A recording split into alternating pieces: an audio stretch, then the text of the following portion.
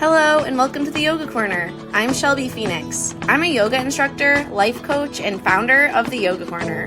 I help you find unshakable self-trust and manifest a lifestyle as a yoga entrepreneur. In my podcast, Yoga Corner Chats, I have real conversations with women about their wellness and entrepreneurship journeys. So get cozy and listen in because the next chat is starting now.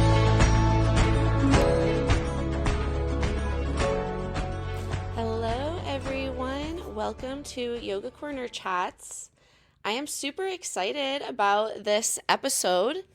If you don't know, I was recently diagnosed with ADHD combined type, and it was a really long journey to get from kind of discovery, like curiosity, to diagnosis. And I feel so empowered that I know I have ADHD, and now I can really use my strengths as well as work on some of the things that I might be lacking in a little bit. And that is gonna change my life. So I learned that I had ADHD from finding women online that have ADHD and listening to them talk about their experiences and how those experiences resonated with me. And for the first time, I really felt seen. So I wanted to bring on a guest who we could learn from so that maybe one of you are listening and you hear something in this podcast episode that's going to help you get closer to maybe your ADHD diagnosis, or maybe just realizing that you have ADHD, or maybe understanding and being more empathetic of your friends and family and other people in your life who have ADHD. So without further ado, let's get this Yoga Corner chat started. Good afternoon and happy Thursday, March 2nd. Welcome to the Yoga Corner. I am Shelby Phoenix, and I am a yoga instructor, life coach, and the owner of the Yoga Corner. I help you find unshakable self-trust and manifest a lifestyle as a yoga entrepreneur. Today on Yoga Corner Chats, we will be joined by Alexis McCloskey. Alexis, also known as the Tough Love Coach, guides ADHD entrepreneurs to find strategies that fit their brain so they can make more money and have more freedom. Today, Alexis and I are going to talk all things ADHD and entrepreneurship. Hi, what's Hello. up? How Hi, are you Alexis. today? Thursday, I never know what day it is. Yeah. Thursday. Thanks for having me. I'm excited to be on. I'm excited too. I was wondering if it's okay with you. I like to start these interviews by guiding us through a couple of deep breaths I'm together. all about Is that it. okay? I love breathing. All right. Anyone who's listening too, I invite you to join us as well. So settle into whatever surface you're sitting on. If it's safe to do so, invited to close your eyes or take a soft gaze. Sit up nice and tall and use your belly to push all the air out of your lungs. Get empty. Slowly begin to inhale through your nose. Fill your belly, your rib cage, fill all the way to the top of your lungs. And then let it all go out your mouth. We're going to do 2 more like that. Inhale through your nose, belly, rib cage, lungs, and let it all go. One last time together. Inhale, fill up, biggest breath today. And get empty. Whenever you feel ready, open up your eyes, come back to the space. So let's get started by giving you the opportunity to introduce yourself and your business. I'm Alexis McCloskey, a self-proclaimed tough love coach. I have been coaching in so many aspects for like my whole life. Like I went to school to be a teacher. I did like coached sports and did all the things. So I've always been in like a coaching position, but I've been coaching people in this arena essentially for the past 10 years. And I have bounced around from being a holistic nutrition coach to doing fitness. Then I did network marketing for a little bit. And I've always been really intrigued. I like to explain like what I do is asking more of like why we do something, not just how to fix it. And so like I always use the example of like procrastination. If you're procrastinating, what people tend to do is they're like, okay, I just got to get better at not procrastinating, right? Instead of asking, taking a few steps back, which people don't like to take steps back, and ask like why. So that's really like the center of what I do. I do like to coach ADHD entrepreneurs. I still work with people who, you know, don't have it, but it goes undiagnosed so often. So I like to work with people in that way to help them find systems and strategies that work for them, but not just like, here's a, you know, a great plan, it's going to work for you. It's figuring out what works best for them and what, you know, is holding them back in terms of like, you know, what's up here. So a little mixture of like business mindset. Yeah. Why do you call yourself the tough love coach? It's definitely going to be like whenever I write a book, it's going to be that's kind of like the root of it. And the way I like to explain it, one is I've always been like the way I was raised was just that way. But like in sports, when I had mentors, I always, for some reason, seemed to respond better to like the people that like are like, I don't want to hear your excuses and not coming. And I like to try to tell people that, and I with my podcast, I like to tell people that I'm redefining what tough love means, because I think tough love, people think, if you know who David Goggins is, it's like, stop being a bitch, like just show up, like hustle culture.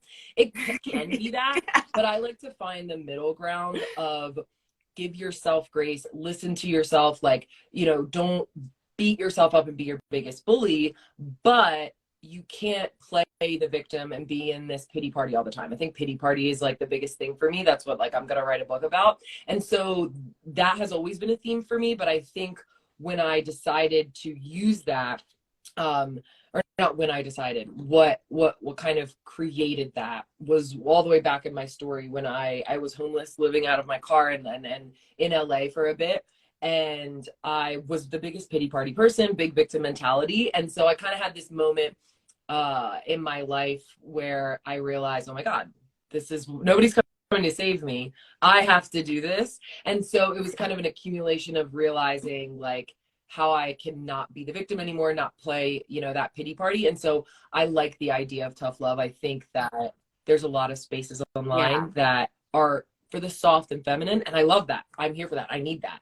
But I'm like not the super masculine, but the somewhere in between. I like to kind of help people realize that, which is probably scary at first because they're like, oh my God, that love. Well, it's kind of what attracted me to your like page and your energy, because I really appreciate like not brutal, but like honesty. Like tell me, like don't make it soft and squishy for me. Like let's just 100%. Get straight to the point, kind of.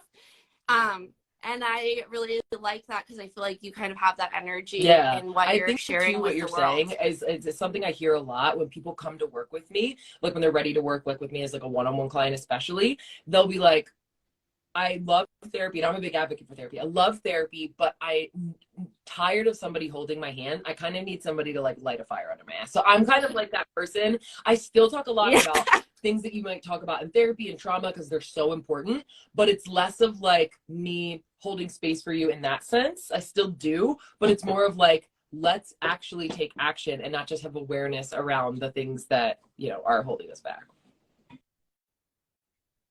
Yeah. There's a quote I love that I read when I was doing my yoga teacher training, and it kind of like is a mantra I come back to all the time. And it's when you are feeling powerless, you've forgotten how much choice you really have. And it's like, so when you're sitting in that place where you're in your pity party, like you still have choices. You maybe just can't see them right now, what I like to do is help pull people's like head out of the clouds, because everybody has the answers like inside of them. Sounds like a little Disney princess type of thing, but like everybody has those answers inside of them. But sometimes we are hard on ourselves, but sometimes we get too much into like that, like I just need to be, and instead of like seeing that you have choices, you have to have a balance. But I think we can fall too Yeah. far to the other side, just like you can fall too far to the tough love masculine side. So yeah. Right. So you were sharing that a lot of your coaching is, you work with a lot of people with ADHD, and entrepreneurs or in business. So my audience is a lot of yoga teachers. I know there's some of you out there who do have ADHD, but for anyone out there who doesn't know what ADHD is, or maybe has like a stereotypical view of it in their head, how do you explain what ADHD is? I definitely what you were saying about like stereotypes. There's so many stereotypes, not only that people have of people with ADHD, but people with ADHD have of themselves. I have an ADHD mastermind going on right now, and we just covered this past week. It's like identifying what the stereotypes are. So a lot of people think that people with ADHD are just like bouncing off the walls and crazy, and we just like are all over the place and we forget things. And like, yes, that can be a piece of it. But there's so much beauty to ADHD, just like anything, like every type of neurodivergent thing, autism, whatever, like there's always superpowers with it, right? So ADHD is in that same spectrum where yes, our executive function like lacks a little bit, which is the planning, the focus, the memory. So that's, going to be a little bit of a struggle, but we also have the superpower of, being able to, there's a book I read about ADHD that I think explains it perfectly. Is like, they call it attention deficit disorder, but it's not actually that we have a deficit of attention. We have too much attention. It's controlling it. The controlling it is the issue. Yeah. So I think the best way I would explain it is that, again, in the book, he says people with ADHD have a Ferrari brain with bicycle brakes. So we have so much ability, so much attention, so much ability to focus. It's more of controlling it and keeping it like down. That's why people who take like Adderall or those things, it's a stimulant to help us. Like people who take that kind of thing and don't have ADHD usually are like more wired. But if you give somebody like that, like if you see me, if I ever take, I don't take it now, but when I took ADHD medication, I'm just like my husband or like my parents would be like, you're like a zombie when you're on it. So it's us having all these superpowers to be able to focus and to be able to get things done. We're entrepreneurs most of the time. We're the creatives, we're the artists. So we have so many ideas. It's being able to like get things to like settle in, I think that's like a general or like a broad explanation. But instead of just being like, something simple, I think that helps make sense of it, I guess. Yeah. It's kind of funny. I just got diagnosed with ADHD very recently, like in September. And I look back on different things I've done in my life, and I feel like I've accidentally kind of put myself in places where lots of other neurodivergent people happen to be, not really knowing. Maybe I had some sort of knowing, and I was like seeking places where I felt safe or understood, I guess.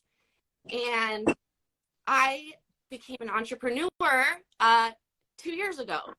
And through my diagnosis and like all my research, I learned that lots of like entrepreneurship and ADHD kind of go hand in hand or have this relationship. Why do you think it's because the way our brain works, again, this idea of like having a Ferrari brain with bicycle brakes, we are just the ideas, again, the superpower that we have, even though there's certain parts of our brain that there's like actual parts of people with ADHD brain that like aren't turned on, essentially, like that would be in a neurotypical person, but there's other parts that are like heightened. And so it's like the same as like, again, going back to like somebody with autism, they might struggle with other areas, but like, there's this kid I see on TikTok. He's like, I don't know, 8 or 9. He has autism, and you can give him like any company, like Dasani, Coke, whatever, and he'll literally be able to, within seconds, like draw the actual like label of it perfectly. And so it's like there are certain parts of our brain that I think are just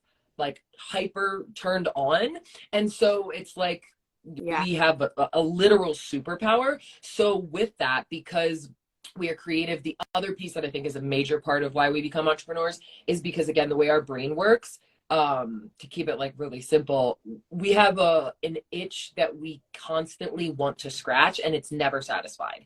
And so boredom is our kryptonite. And so working a regular job, having somebody else tell you what to do, not being able to use that creativity gets in the way. And so being an entrepreneur, one, we're very, what's the word? Because all of my clients struggle with it.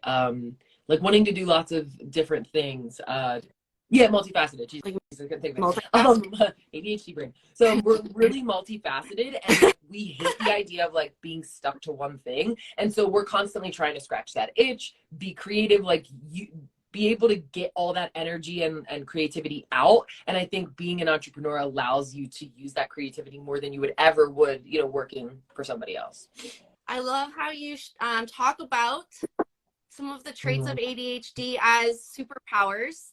I actually have just been sharing on my page all week leading up to this about ADHD and just some like basic education and stories from my life. And someone reached out to me in the messages and they specifically were like, can you post or share something about ADHD as a superpower? Because like, you know, they said, I hear so much about how it's like a disability or a disorder. Like I want to hear like something empowering about it. So I think that must be something that people are not hearing about themselves on social media.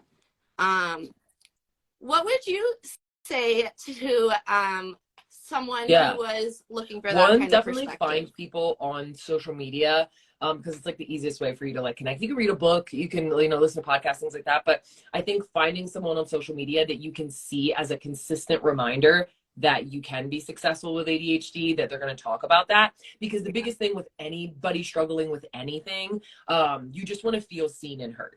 And so when you can follow someone that has been through an experience that either you want to be a part of, like being an entrepreneur, owning a business, and you can see them show up every single day, I think that's because most of us are on social media all the time. And so being able to like consistently see someone that's doing that, I think is a really great way to understand that. Another thing that I like to talk about, this is like related, but not so much about something you just said made me think. Something that I talk about, I'm talking about this in the mastermind is, again, this is where some of the tough love comes in. I think there's this dichotomy with ADHD that is helpful for people to overcome it, whether you're just a regular person or you're an entrepreneur, is yes. One side of the coin is you have ADHD. There's going to be things that like just don't work. I don't say broken, it's just different, the same as a neurotypical person. So yes, your time management's going to be a little bit off. You're going to be more likely to procrastinate, a lot of those different things. But just same with anxiety, same with depression. There's the other side of it that is in your control. It is due to your habits, how you show up every single day. And if you're already going to struggle on one side with ADHD because of how your brain works, you don't want to double down by having bad habits. We don't have to say, oh, that's just my, again, like whether it's anxiety, depression, oh, it's just my anxiety, it's just my depression, it's just my ADHD. Those things are valid. Your hormones, the things that are going on in your brain don't function the same. Your nervous system, that's true. So we're going to keep that there. We're not saying you don't have anxiety or you don't have ADHD, you don't have any of those things. But for example, I will talk to people like using reminders when you have ADHD. They're like, yeah, I've never heard that before. I'm like, okay. So the last time you used a reminder, you set a reminder to do something. When it went off, did you actually do it? If you don't do it, every single time you don't say, okay, this reminder went off, it's a non-negotiable to do it, you are now creating the neuron pathway in your brain when we create habits that goes, this isn't a non-negotiable. And you put a vote in that category that says I don't do it. And so every single time a reminder goes off and you choose not to do it, you create that habit. So yes, there's an ADHD, but there's so much of it that are habits. And so I think that I don't even know what you said that made me think of it, but I guess like people feeling less like, oh, this is a disability. I don't have any superpowers. How is this a superpower? It can be a superpower if you admit that you have more control than you do. I think that's a big. Yeah. That makes so much sense. And I think it goes back to that mantra, like if you feel powerless, you don't know how much choice you have. You have the choice to set the reminder and follow through with it. And also self-trust, like building trust with yourself. I trust myself. I'm going to follow through with that reminder, whatever I'm going to do, which is so important in entrepreneurship in general. I'm wondering if you could talk a little bit more about some of the struggles that your clients or other people with ADHD have that they can work on in their Yeah, entrepreneurship everything. or in their Everything is business. all always figure outable, that's for sure. I think that a big thing that people struggle with, like there's a lot of different ones, but I would say the most common one that I work with people on is like perfectionism, workaholism, and perfectionism, workaholism, and procrastination. Procrastination is like number one, very common in Yeah. people with ADHD. Again, there's lots of different reasons, but I think one of the things that when I've done my own research and study on ADHD that I've like made my own connection with, because you can read and they'll be like, there's a million reasons why procrastination. I think it goes back to the boredom thing, the us wanting, we love novelty, like we like new things. So for example, if you're good ADHD, and everybody can do this, because there's also something called VAST, which is variable attention stimulus trait, which is for people who have some of the commonalities of people with ADHD, but not enough for like a traditional diagnosis. So, Right. but like, let's say that you're, I always use this example, like, I'll be working out, and in the middle of my workout, I'm like 20 minutes in, and I'm like, oh, I forgot to water my plant. And so I'll stop my workout to go water my plants instead of doing it later, because I got bored with my workout. I want novelty. And so I'm going to go like change, because as soon as I change what I'm doing, it feels new. I'm starting to get dopamine again. I'm accomplishing a new task. And so I think that procrastination that's one of the big things, but then that's more a little bit surface level. I also think that, and I share this a lot, that there's like 6 different reasons why people procrastinate that are underneath the surface. So fear of failure, fear of success, caring about what people think, all or nothing thinking, perfectionism, and needing to know all the answers before you start. And so I think like what I just shared with that is so true for perfectionism, for workaholism. It's not just that you need to work less. Why do you feel pressure to work so much? It's not just that you can't post something because you need to be perfect. Whose voice is telling you that it has to be perfect? So I think whatever it might be that you're struggling with, it's always, and this is a lot of work that I do with people, you know, in all of my work, but especially with my one-on-one clients, is really identifying like what's that underneath thing. And that's why I said everything. You can work on everything, because if you figure out what the root cause of it is, you can help as much of it as you can, up to the point where like some ADHD stuff is going to get in the way. But the more you work, because this is pretty controversial, but I personally believe, again through my own understanding, whenever I share this, it's very like it splits the room, that ADHD is a trauma response, that it's not genetic. Yeah, it's not genetic. Ask you and I about don't want to that. like tell people that's it. You can choose to believe what you want to believe, but like ADHD, typically, like if you look at people who have ADHD, anybody, and this is people that I've talked to as well, the symptoms typically start after something traumatic. So I know people who are like, I don't remember struggling with ADHD growing up, but I did later, and I had this traumatic experience. Because especially like when you're younger, but like, why would you be able to focus in school if you have a chaotic house back home? If you have to be hyper vigilant, why is your brain space that you need to have memory and focus and planning be able to do what it needs to do when its focus is on surviving? And so I think that one, working on the habit side of it and like what you do every day, but also knowing the more you work on that underneath trauma and you switch your trauma responses, your triggers, things like that, you'll notice, and this is from experience, that those ADHD symptoms aren't as prominent. I'm not saying you can heal your ADHD, but I'm saying how I function now as an entrepreneur compared to 10 years ago, vastly different. And a lot of the inner work that I've done. Yeah. I think that point of view is super interesting, because just in the past few decades, like, we've learned so much about trauma and about ADHD that like holding on to the idea that it's only genetic might be outdated at this point. Like, yeah, and probably more it's not genetic, but if you look at it, because if people will be like, well, my mom had it, my grandpa had it, I'm like, what kind of trauma did they have? Like, most people don't not have trauma. I don't know a single person with ADHD that doesn't have trauma. I'm not saying they don't exist, but in my experience working with people, I've never worked with someone that has ADHD and they haven't had, and trauma with a big T, little t.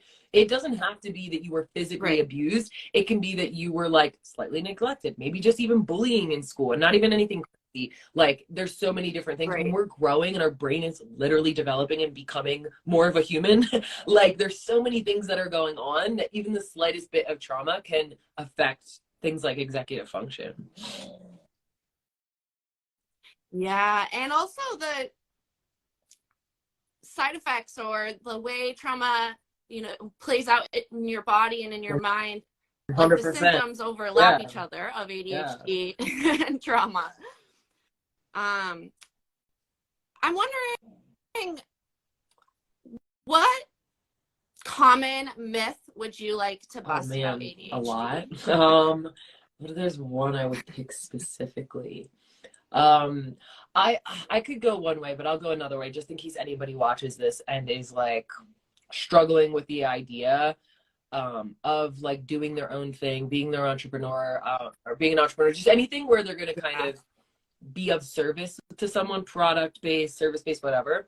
I think one of the things, and this is more even busting a myth of that I think people think about themselves with ADHD, is that you Yeah. can have ADHD and be successful and not think, because I know I thought this for a while, if I start, and it was why I always talked about ADHD, but I didn't kind of coin myself as like someone who helps people with ADHD, because I was afraid that if someone found out I had ADHD, they wouldn't think I would be a good coach. Like they would be like, oh, she's not going to be good with time management, or how's she going to be able to help me when she can't even focus? And that's never at all been an issue. Not that there hasn't been things that have been difficult. Like sometimes on a call with a client, I literally lose my train of thought. But like most of my clients are like, they get it, they understand because it happens to everybody. But like that's like the extent of it. And I think it also helps hold you accountable, that other side of the coin that's more in your control, of like the habit side, of the integrity side, because the more you want to show up best for yourself and for your clients, it holds you to a different standard and you realize, oh, I'm actually way more capable than I can be. So I think that would be like, not that I think other people, maybe some people have that myth, but more of the myth we have with ourselves that like, I'm not going to be a good coach, or people aren't going to want to work with me if they find out I have ADHD. I think when we can share anything, whether it's ADHD, anxiety, depression, like I think when we can share that we have it, people are, there are of course going to be people that might not want to work with us, but our people will always, I think people are afraid that if they are honest like that and someone didn't like that, or they never talk to them again, they were never going to be your people. You're never going to vibe with them anyway. So good, weed them out. Like, get him out of here.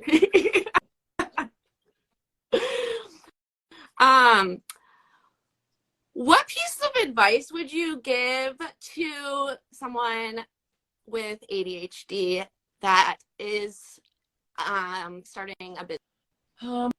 I always say there's 3 pieces to advice I give anybody, which is consistency, patience, and authenticity. To kind of go off what I was just sharing, I would think, because consistency, people might be like, that's kind of hard for me. And patience, also hard for people with ADHD. So those are important. But one, to go off again, what I just shared is the authenticity piece. I think especially now on social media and with Instagram, the algorithm has just been a bitch lately. Like it's been rough. And every single person I talk to is having those same struggles. It's always figuring out just like how to not let it be an excuse. But I think the authenticity piece is so huge, to show up exactly how you are and not try to fit into a box, not try to like be, what I notice a lot of times, and whether people have ADHD or not, when they become a coach, they like start showing up on social media as like, I'm a coach and I'm going to help you. And it's like, you would never talk like that in person. So why aren't you just like, I always say like, pretend you're FaceTiming with your best friend. And so I think the authenticity piece and being truly you, whether that's weird, whether that's introverted, extroverted, quiet, loud, whatever, like just lean into that. And it might be hard at first because you are going to want to try to fit into a box in order to grow, because we all like, as human beings, we desire that validation.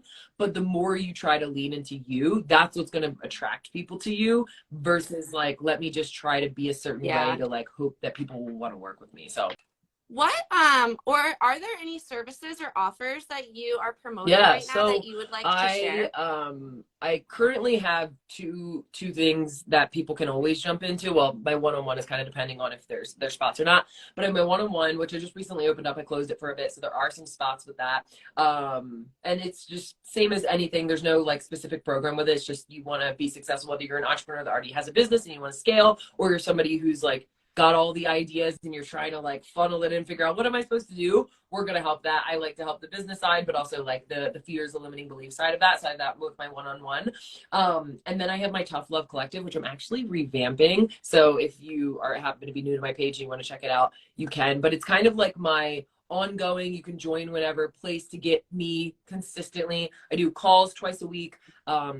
you get access to a bunch of different things that I offer. And there's some other things that are coming with that. But that's kind of like for people who want to be in my world, don't want to pay the one-on-one price, but don't want to do something like every so often. You kind of want to be involved all the time. That's that. And then I recently just launched my first retreat. It's not until August, but it's in the south of France, and it's going to be awesome. I'm running it with this company that kind of does everything for you. So they're putting together like the itineraries and saying we're going like canoeing, we're gonna do a food tour around Nice, we're gonna there's gonna be like trainings by me, we're gonna have a bunch of special dinners, like wine tasting, all this stuff. It's gonna be really, really awesome. And they give us, I'm learning French right now, I have been for this trip anyway, but they're giving us a language translator as well, so we'll have that the whole trip. So it's awesome. So I have that link is in my bio, but those would be kind of what I have going on. Because I think it's really cool how it's kind of interactive. It's new for me. I just started it recently. So we're only like 14 episodes in, but I always forget, like when I do these, I'm like, oh, you have a podcast. You should probably tell people about that. But yeah, so, and again, it's one of those things I'm reminding myself of, for people who do or don't know who Gary Vee is, but his story, he's like this super, super big entrepreneur now, but he has this story where he started this YouTube channel called Wine Library TV, and he posted 1,000 episodes. All he did was like, come on, try a wine and like tell you about it. And he did 1,000 episodes before anybody gave a crap about him. And so I remind myself of that, because with my podcast, what I like to do, one, I keep them super short and sweet. They're anywhere from like 5 to 20, maybe 25 minutes long, depending. And they're less of like, here's a bunch of information on how to do something. Occasionally I'll share that, but it's more of like like a pep talk. So it's kind of, because everybody already has enough information out there in the world. We need to actually apply it, because awareness is one thing, but integration is another. And so I share them every Monday. And so every Monday on my page, I'll either share a post, a reel, or something where I call it my TLAT of the week. It's a tough love accountability task. So it's a task based off of what the episode was for you to share. And so the reason why I was bringing up the Gary Vee thing is because I know that getting this off the ground where people are really engaging with this is going to take a while, but I'm committed to it, even if it takes me 1,000 episodes before people really do. Because like I probably only get like 1 or 2 people that comment on it, but like the people who do consistently do, or they'll DM me about it. So it's shared every Monday, and then every Friday we'll have like a check-in of like, hey, did you do what you said you were going to do? So those posts are always on my Instagram for people to check out after the podcast. Well, I'm really excited to watch that project grow. I haven't listened to all of your episodes, but I did recently listen to the freestyle you did about like if you have a slow month in your business, and I really enjoyed listening to it, like because it's quick and to the point. And I also empathize because I just started this podcast. I have like 10 episodes, and it just is what it is. We just do it one day at a time. So much else. So. Is there anything else you want to share while you're here? No, I guess the only thing, because it's been the thing on my mind, just kind of like what we were talking about a little bit, is anybody that is sharing on social media right now, whether you're brand new and you're getting things off the ground, because my Instagram's like new, but it's a restarted Instagram because I hit almost 50,000 followers in my last Instagram, and then started this new one because it was just really slow. Wow. And I feel like I started it at like the worst time, because Instagram is just like not showing myself to anybody, but it is a very humbling experience. But I would say anybody that's like running a business, showing up on social media, whatever it is, if you feel like, kind of going off that podcast episode you're talking about, if you feel like things aren't working, you can always question what you can do better, but don't question yourself so much that you throw everything out the window. Like sometimes you just have to head down, keep showing up, even if you get literally 0 likes, 0 clients, 0 money, until like you hit a breaking point, because it always happens. It just takes a little longer. So just be patient. Don't throw everything out the window like when it's not working. So.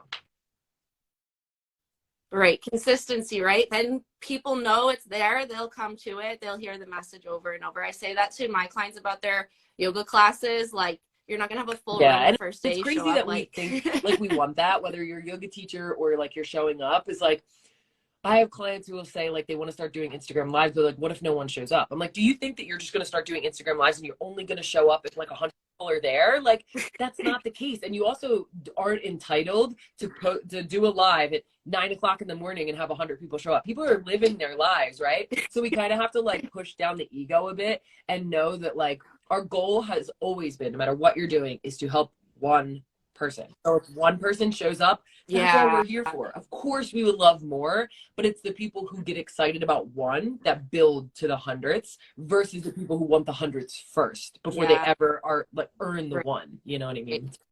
Yeah. Alexis, I want to say thank you one more time for joining us. I feel like I learned a lot. I feel like people listening can learn a lot. And I am looking forward to watching you on Instagram and listening to your podcast more. Thank you all for joining Alexis and I on Yoga Corner Chats today. You can find all the information you need to find Alexis and what she has to offer in the captions or show notes of this episode. I am currently accepting clients into my 6-month one-on-one entrepreneurship mindset coaching program for yoga teachers. If this is something you are interested in, send me an email or Instagram message and we will set up a clarity call. The Yoga Corner Chats replays can be found most places you listen to podcasts. Please don't forget to give me a review and subscribe to my podcast so you don't miss out on future Yoga Corner Chats. Have an amazing day. Chat soon.